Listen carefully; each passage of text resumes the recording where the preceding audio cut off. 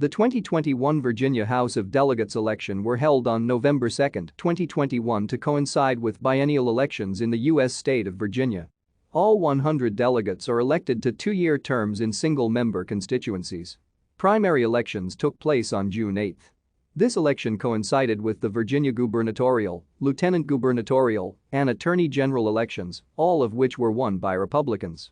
The upper house of the Virginia General Assembly, the Senate of Virginia, will hold its next election on November 7, 2023.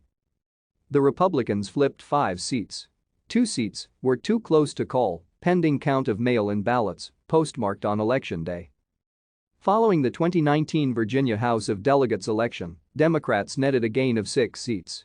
As a result, control of the Virginia House of Delegates flipped to Democratic control for the first time since 1999. Upon obtaining control of the chamber, House Democrats elected Eileen Fillercorn as Speaker, making her the first female Speaker in the history of the Virginia House of Delegates.